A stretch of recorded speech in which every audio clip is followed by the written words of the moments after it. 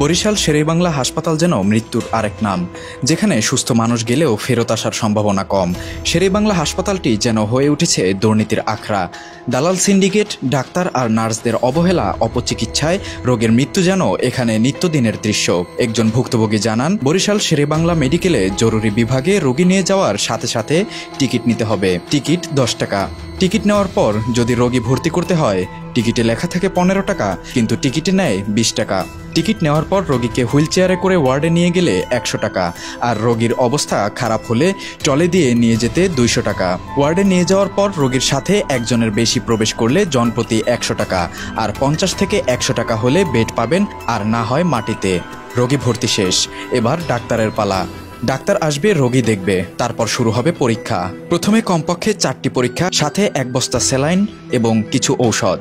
পরীক্ষার রিপোর্ট আসা পর্যন্ত স্যালাইন আর ঔষধ চলতে থাকবে।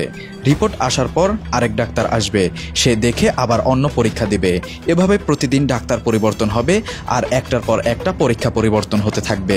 পরীক্ষা করাতে হুইল চেয়ারে নিয়ে গেলে 100 টাকা, আর ট্রলিতে নিয়ে যেতে চাইলে 200 টাকা ওয়ার্ড বয়কে দিতে হবে। আর প্রতিদিন নতুন নতুন ঔষধ যোগ হবে। প্রতিদিন রোগীর সাথে দেখা করতে আসলে দারোয়ানকে খুশি করতে হবে, কিন্তু এখানে আমরা দারোয়ান ও আনসারদের সাথে কথা বলে জানতে পারি, কোনো রোগীর লোক কথা শুনতে না, তারা স্থানীয় প্রভাব যত তাদের ক্ষমতা আছে তারা এখানে সেটা খাটায় আমাদের সাথে। অনেকে আসে সাথে সাথে খারাপ ব্যবহার করা শুরু করে। যখন আমরা গেটে এটা বলি যে প্রত্যেক রোগীর সাথে 2 জন করে থাকবেন, আপনারা বাড়তি লোক ঢুকতে পারবেন না, তখনই তাদের মেজাজ চড়া হয়ে যায় এবং তারা আমাদের সাথে খুব রাফ বিহেভ করে। আমাদের এইখানে নিয়ম হলো প্রতিটা রোগীর সাথে একজন করে রোগীর পরিচর্যার জন্য থাকবে। যদি মনে করেন রোগীর অবস্থা বেশি খারাপ হয়, সেক্ষেত্রে আমরা 2 জন করে ঢুকতে দেয়। কিন্তু দেখা যাচ্ছে যে একটা রোগীর সাথে 8 থেকে 10 জন আসে, তখন মনে করেন চিকিৎসার অনেক সমস্যা হয়। সেক্ষেত্রে আপনি আসেন, দেখে যান, সরজমিনে দেখে যান। একটা রোগীর সাথে যদি 1 জন করে আসে, সেক্ষেত্রে রোগীর মানে ঠিক একটা রোগীর সাথে 8 জন 10 জন করে যদি আসে, তাহলে কিভাবে চিকিৎসা দেবে? সব পরীক্ষা শেষ, এবার অপারেশনের পালা। অপারেশন করতে 6000 থেকে 7000 টাকার ঔষধ কিনে ডাক্তারের হাতে দিতে হবে, যাহা অফারের যোগ্য।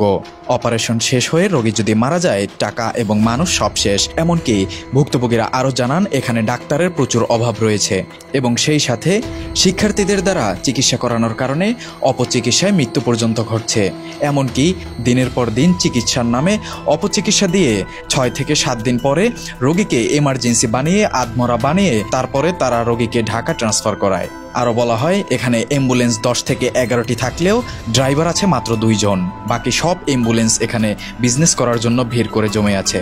তাই বরিশালের সাধারণ জনগণ রাস্তায় নেমে এসেছে এই সিন্ডিকেটের বিরুদ্ধে রুখে দাঁড়াবার জন্য।